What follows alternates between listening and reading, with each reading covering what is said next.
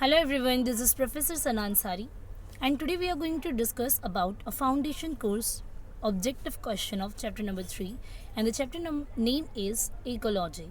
So friends, in this video we'll discuss about the MCQs, multiple choice questions, true and false, and match the pairs. So let's start. So basically our chapter name is ecology, so definitely we are going to discuss about plants, lithosphere, hydrosphere, biosphere, atmosphere. So many things we have to learn in this video. Okay, so let's start one by one. I'm going to teach each and everything to you. Okay, so very first objective, as you can see on my screen, that is dash, is the abiotic and biotic elements that surrounds human. Dash is the मतलब कौन सी ऐसी चीज़ें जहाँ पर biotic and abiotic दोनों ही elements हमारे surrounds में होते हैं एज अ ह्यूमन बींग. ठीक है, ह्यूमन बींग के जो सराउंड्स में एलिमेंट्स होते हैं they can be biotic and abiotic. Biotic मतलब जो लिविंग थिंग्स होती हैं एंड अबायोटिक मतलब कि जो नॉन लिविंग थिंग्स होती है. ठीक है, सो ये हमारे ह्यूमंस के जो है सराउंड्स में यही सारी चीज़ें होती है और इन्हीं सारे एलिमेंट्स एंड ह्यूमंस को मिलकर बनता है आपका एनवायरनमेंट. सो आपका करेक्ट ऑप्शन यहाँ पर जो होगा ecology, environment, ecosystem and geology है. So your correct answer should be environment. Okay, so first हमने डिस्कस किया, सेकेंड पर आ जाते हैं. An ecosystem is the environment consisting of all the living and non-living organisms in a particular area. ठीक है, so basically मतलब यहाँ पर ये उस इकोसिस्टम की बात की जा रही है जहाँ पर लिविंग और नॉन लिविंग दोनों ऑर्गेनिजम्स पाए जाते हैं इन अ पर्टिकुलर एरिया. सो ये क्या है बेसिकली, पहले ऑप्शंस पे गौर करना है. ज्योग्राफिकल नहीं, सोशियोलॉजिकल नहीं, पॉलिटिकल नहीं, biological will be the correct answer. Okay, next, क्योंकि बायोलॉजिकल में ही आपके जो ऑर्गेनिजम्स जो होते हैं वो बायोलॉजिकल मतलब आप यहाँ पे लिविंग नॉन लिविंग दोनों थिंग्स की बात कर रहे हो जो आपके सराउंड्स में होती है, आपके जो एनवायरनमेंट का पार्ट होता है. सो ये पॉलिटिकल एस्पेक्ट्स भी नहीं है, सोशियोलॉजिकल भी नहीं है, ना ही ये जोग्राफिकल है, it is biological. Okay, next, dash environment provides scope of tourism, sports, wild life and adventure. कौन सा ऐसा एनवायरनमेंट है फ्रेंड्स जो आपको क्या क्या प्रोवाइड करता है? टूरिज्म हो गया, इधर उधर जो सैर तफरी के लिए लोग जाते हैं, स्पोर्ट्स हो गया, वाइल्ड लाइफ, एनिमल्स लाइफ के बारे में, और एडवेंचरस प्लेस पे विजिट करना. All this things are just a dash environment. So कौन सा एनवायरनमेंट है ये हमने यहाँ पर बताना है.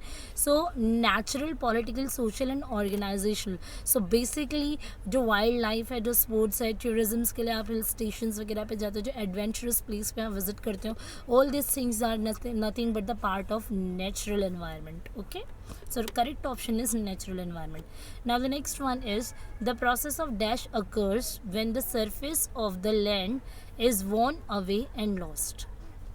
कौन सा प्रोसेस अकर्स होता है जब जो अर्थ का जो सरफेस है ना, वो वॉर्न अवे हो जाता है. वॉर्न अवे या फिर लॉस्ट हो जाना, बर्बाद हो जाना, पूरी तरीके से वर्स हो जाना उसका सिचुएशन. ठीक है, सो ऐसे सिनारियो को हम कहते हैं फ्रेंड्स इरोजन. बेसिकली आपके ऑप्शंस दिख रहे हैं, एमिशंस, डेजर्टिफिकेशन, इरोजन, डेफोरेस्टेशन. ये क्या होता है? Emissions is the different thing जहाँ पे जो हैजर्डस जो गैसेस वगैरह प्रोड्यूस या डिस्चार्ज होती है उसको हम एमिशन कहते हैं. डेसर्टिफिकेशन वो होता है जो आपकी फर्टाइल लैंड डेजर्ट लैंड में कन्वर्ट होती है. इरोजन वो होता है जहाँ पे अर्थ का सरफेस वॉर्न अवे या फिर लॉस्ट हो जाता है. So your correct answer is erosion. And what is deforestation? Cutting and removing of tree is nothing but called as deforestation. Now next, acid rain is one of the harmful effects of dash pollution. So air pollution का है. acid rain किसका harmful effect है? air pollution का, not water, noise and land. Okay, चलिए आगे discuss कर लेते हैं. Number 6, dash development focuses on improving the quality of human life without increasing the use of natural resources. Exactly, ये होता है आपका सस्टेनेबल डेवलपमेंट. ठीक है, so correct answer is sustainable development, जहाँ पर हम लोगों के स्टैंडर्ड ऑफ लिविंग और क्वालिटी ऑफ ह्यूमन लाइफ्स को बढ़ाने की कोशिश करते हैं, but without increasing the use of natural resources. मतलब बैलेंस करते हुए चलते हैं नेचुरल रिसोर्सेज, क्योंकि हम ज़्यादा यूज़ करेंगे तो ये कभी ना कभी खत्म हो जाएंगे. सो ऐसे सारे डेवलपमेंट को हम कहते हैं सस्टेनेबल डेवलपमेंट. इसके ऊपर ऑलरेडी मैंने शॉर्ट नोट्स के वीडियोज़ बना रखे, आप वहाँ पर जाकर इसको क्रॉस चेक कर सकते हैं. चैप्टर नंबर 3 के कुछ लॉन्ग आंसर्स और थ्योरी आंसर्स भी मैंने अपलोड कर रखा है, आप वहाँ से इसे चेक कर सकते हैं. Now next, the area near the surface of the earth can be divided into dash interconnect geospheres. ठीक है। सो जो हमारा बेसिकली जो एरिया है, बेसिकली आप अगर देखेंगे जो सरफेस है अर्थ का, ये 4 पार्ट में डिवाइड है। सो आपका जो करेक्ट आंसर होगा वो होगा 4 पार्ट। 4 पार्ट कौन कौन से हैं मैं आपको आगे चलकर बताती जाऊंगी, आपके ऑप्शंस में आता जाएगा। सो आपका यहाँ पर ये चीज़ कवर होता जाएगा, ठीक है। So basically now what is next, आप आगे देख सकते हो। नेक्स्ट आपके पास क्वेश्चन है, ठीक है। नेक्स्ट है आपका the dash is the solid Rocky crust covering entire planet, ठीक है। डैश जो मैंने अर्थ के 4 सरफेस का डिवाइडेशन की बात किया है, उसी में जो यहाँ पे बोला है वो वाला लेयर जहाँ पे रॉक जो सॉलिड आइटम्स होते हैं, क्रस्ट कवरिंग एंटायर प्लैनेट है। सो इसको हम कहते हैं बेसिकली लिथोस्फेयर, ठीक है। सो याद रखना है, जहाँ पे solid Rocky and crust covering होता है उसे हम कहते हैं लिथोस्फेयर। सो याद रखेंगे आप इसको ऑब्जेक्टिव्स के लिए, it is very very very important. Now the next one is the dash is compose of all the water on all near the earth. जो वाटर कवरेज होता है, जैसे अर्थ में धीरे धीरे लेयर्स होती है ना, सो रॉकी और सॉलिड आइटम्स का जो लेयर है वो लिथोस्फेयर कहलाता है। जो नियर बाय द वाटर होता है उसको हम कहते हैं हाइड्रोस्फेयर, ठीक है। याद रखना है, हाइड्रोजन फॉर्मूला में वाटर क्या आता है, सो हाइड्रोस्फेयर याद रखें, नियर बाय वाटर वाला एरिया, ठीक है। नेक्स्ट है the dash is compose of all living organisms plants animals and one cell organisms, ठीक है। सो ये सारा का सारा आपके बायोस्फेयर्स का पार्ट है। अभी मैंने जैसे बायोलॉजिकल कंसेप्ट्स को सिखाया था, जहाँ पे लिविंग नॉन लिविंग सारी चीज़ें आती है। और बेसिकली जो लिविंग ऑर्गेनिजम्स होते हैं, प्लांट्स हो गए, एनिमल्स हो गए, ये सारे लिविंग ऑर्गेनिजम्स है। तो और ह्यूमन बींग्स का भी होता है, वन सेल ऑर्गेनिजम्स भी होते हैं। ये सारा बायोस्फेयर का पार्ट है, ठीक है। सो याद रखना है, लिथोस्फेयर हमने पढ़ा रॉकी सॉलिड आइटम्स के लिए, हाइड्रोस्फेयर हमने वाटर के लिए पढ़ा, हमने बायोस्फेयर पढ़ा जो लिविंग ऑर्गेनिजम्स होते हैं इंक्लूडिंग प्लांट्स एनिमल्स, ठीक है।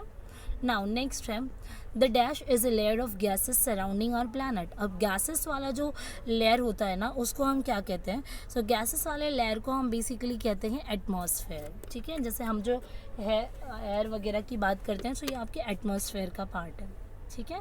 आगे बढ़ते हैं, the dash is that part of the environment made और modified by humans and used for their activities, ठीक है।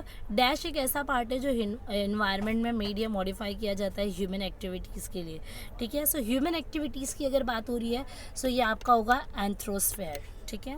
क्योंकि anthropocentrism is a nothing but word which is related to the human thing, ठीक है। लिविंग थिंग से related बात होती है। सो यहाँ पर आपको एंथ्रोस्फेयर याद रखना है, ठीक है। नेक्स्ट है आपका dash ecology examine process and relationship across multiple ecosystem और वेरी लार्ज जोग्राफिकल एरियाज, ठीक है। सो जहाँ पर बेसिकली आप देख रहे हो कि इकोलॉजी, वहाँ पे इकोलॉजी के बारे में बताया जा रहा है, रिलेशनशिप बताया जा रहा है मल्टीपल इकोसिस्टम से। सो ये आपके लैंडस्केप का पार्ट है। मल्टीपल इकोसिस्टम मतलब मरीन इकोसिस्टम होता है, अलग अलग इकोसिस्टम्स होते हैं। सो इन सारा का जो एक दूसरे से रिलेशनशिप या इंटरडिपेंडेंसी होता है उसे हम कहते हैं लैंडस्केप, ठीक है। Next, ecology focuses on the interaction between species within an ecological community. So यहाँ पर बेसिकली आपका आंसर होगा कम्युनिटी। स्पीशीज़ मतलब जो हमारी डिफरेंट जनरेशंस एंड नस्लें होती हैं। So your answer will be community, ठीक है। Answer is already given in the question. Now the next 15th one, in an ecosystem the dash are primary producers. हमारा जो इकोसिस्टम है उसमें प्राइमरी प्रोड्यूसर्स कौन होते हैं, सो बेसिकली आपके जो प्राइमरी प्रोड्यूसर्स होते हैं फ्रेंड्स, वो होता है प्लांट्स। क्योंकि बर्ड्स को भी अगर फूड कंज्यूम करना है तो they are ultimately depends on the plants, ठीक है। Even if the human beings wants to have some vegetables, so they will only get the vegetables from the plants, ठीक है। So plants will be the primary producers, okay. And apart from the birds are also dependent on the plants, animals are also dependent on the plants, and the consumers are ultimately depend on the plants like vegetables and all, okay. Now आगे देखते हैं point number 16, the dash consumers are human beings and others who consume both the plant food and animal food, ठीक है। Normally हमको पता है कि human beings होते हैं, बट इसके अलावा बेसिकली हम जो यहाँ पर देख रहे हैं कि जो प्लांट हो गया या एनिमल फूड हो गया, प्लांट फूड हो गया, दोनों को जो कंज्यूम करते हैं ना, उन्हें हम क्या किस में कंसिडर करते हैं, टर्शरी में कंसिडर करते हैं, ठीक है। याद रखना है, correct answer should be tertiary. Next, the dash consumers are the third level carnivorous like eagle that eats other birds and reptiles like snakes, ठीक है। सो जैसे ईगल होता है वो बेसिकली बर्ड्स वगैरह को कंज्यूम करता है ना, फिर स्नेक्स का। सो बेसिकली हर कोई एक दूसरे पर डिपेंड होता है, तो ऐसे को हम कहते हैं क्वाटरनरी, ठीक है। सो आपका आंसर होगा यहाँ पर quaternary. Next, the dash are the small living beings such as bacteria, insects and fungi. So जो स्मॉल जो आप देख रहे हैं लिविंग बींग्स होते हैं, सो इनको हम लोग बेसिकली, हाँ, सो इनको जो है बेसिकली हम क्या कहते हैं, डीकम्पोजर्स कहते हैं। सो आपका करेक्ट आंसर यहाँ पर होगा डीकम्पोजर्स। नेक्स्ट है, dash is the deterioration of the environment through the depletion of resources, ठीक है। सो इसको हम कहते हैं एनवायरमेंटल डिग्रेडेशन। करेक्ट आंसर है डिग्रेडेशन, क्योंकि यहाँ पे डिट्रायरेशन की बात हो रही है, सो डिग्रेडेशन को हम कंसिडर करेंगे। नेक्स्ट है आपका last one, dash gas protects us from UV rays emitted by sun. कौन सा ऐसा गैस है जो हमें प्रोटेक्ट करता है, जो सन के थ्रू हम जो एमिट होती है यूवी रेजेस, उससे प्रोटेक्शन करने के लिए कौन सी गैस हमें हेल्प करती है? सो वो है आपका ओजोन, ठीक है। सो ओजोन यहाँ पर आपने याद रखना है, ओजोन आपने याद रखना है, ठीक है। सो बेसिकली यहाँ पर आपका ये हो गया है, ट्रू एंड फॉल्स पर आ जाते हैं। और मैंने यहाँ पर पॉइंट नंबर 1 लिखना भूल गई हूँ, सो आपको मैं बस एक बार शेयर कर देती हूँ, आप बुक से रेफर कर लीजिएगा। पॉइंट नंबर 1 जो है आपका ट्रू फॉल्स का statement number 1, primary producers are small living beings such as bacteria, insects and fungi. So primary producers जो है प्लांट्स होते हैं, that is why this statement is false, ठीक है। नाउ नेक्स्ट पे आ जाइए, environmental studies helps us to understand only the causes and effects of pollution.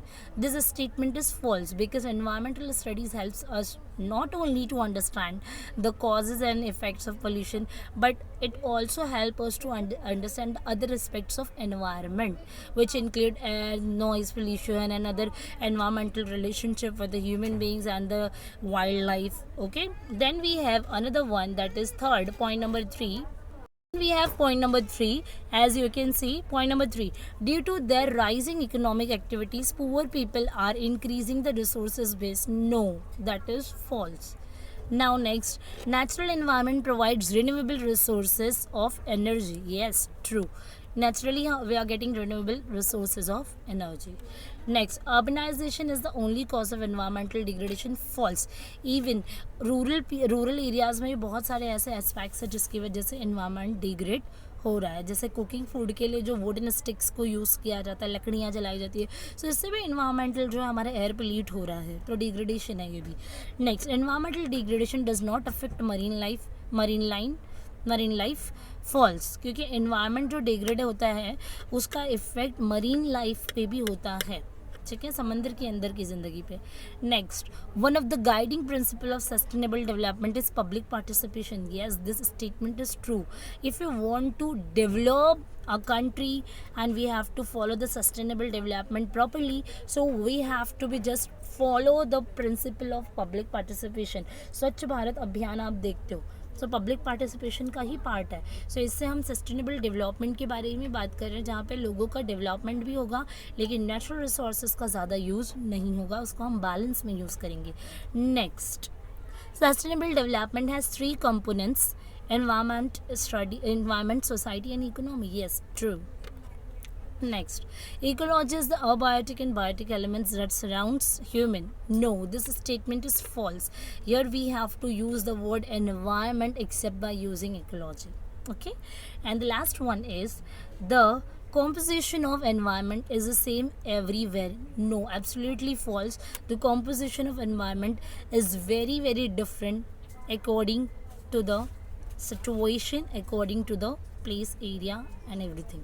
Okay, then we have last one, 11th, the soil layer is also referred to as a pedosphere. ठीक है, so basically यहाँ पर आपको ये जो दिया हुआ है, ठीक है, point number 11, which is a mixture of inorganic and organic solid material, air, water and microorganisms. So basically आपका क्या है क्वेश्चन, जो सॉइल लेयर है ना आपका, जैसे मैंने आपको बताया था अर्थ का जो सरफेस है 4 पार्ट में डिवाइड है, तो जो सॉइल वाला लेयर है उसमें ये सारी चीज़ें, इसको हम बेसिकली पेडोस्फेयर भी कहते हैं, और इसमें मिक्सचर है, ऑर्गेनिक चीज़ें, सॉलिड होना, सॉलिड मैटर होना, उसमें एयर का भी मिक्सचर है, ठीक है, अदर ऑर्गेनिजम्स, माइक्रो ऑर्गेनिजम्स भी है। So this statement is true. Okay, now next, the lithosphere occupies the least volume of all the spheres. No, least volume नहीं है, काफ़ी ज़्यादा लिथोस्फेयर ऑक्यूपाई करता है. This statement is false. Lithosphere जो आपका रॉकी एंड जो आपका सॉलिड आइटम्स का जो कवर होता है एरिया का. Next, the human environment is also called as anthrosphere. Yes, true. अभी मैंने एंथ्रोपोसेंट्रिज्म में आपको एंथ्रोस्फेयर बताया. Next, behavioural ecology study ecology in a way that explicitly considers the evolutionary histories of species and their interactions. This false. ठीक है. Next, the primary producer's job is to break down the dead organic matter, which is converted into small particles, which in turn gets merged into the soil. No, क्योंकि primary producers are plants ये सारी activities नहीं करता है except bacterias and other things are doing all this things. ठीक है, this statement is false. Now here we have some match the column वाला part. I have already numbering it. I have numbered it. Now group A and group B, we had deforestation is nothing but removing and cutting of tree and forest tree we can say. So यहाँ पर आप देखिए 1 का answer is C, removing of forest ecosystem. Now desertification, जो मैंने बताया था कि लैंड का जो सरफेस है या फिर लैंड का कन्वर्ट होना. ठीक है, so expansion of desert land मतलब फर्टाइल लैंड डेजर्ट में बढ़ती जा रही है. डेजर्ट लैंड का बढ़ना is nothing but called as desertification. Now emission आप देख रहे होंगे. एमिशन मैंने अभी आपको बताया था कि जो केमिकल्स रिलीज़ होता है इनटू द एनवायरनमेंट या फिर जो गैसेस प्रोड्यूस एंड डिस्चार्ज होती है into the environment. So emissions का आंसर ये रहा. ठीक है, and the last one is erosion. हमने अभी पढ़ा जो अर्थ का सरफेस है उसका वॉर्न हो जाना. ठीक है, या फिर लॉस्ट हो जाना. ठीक है, सो यहाँ पर हमने कंप्लीट किया इसे. अगर आपको कोई भी डाउट एंड डिफ़िकल्टी होता है related to your topic, and I guess friends I have already uploaded 4 chapters of the foundation course semester 2 objectives questions here, and this is the last one. If you want to watch more, if you want to learn more, so please do comment on my YouTube channel. That's all enough for today. Bye bye, have a nice day, take care.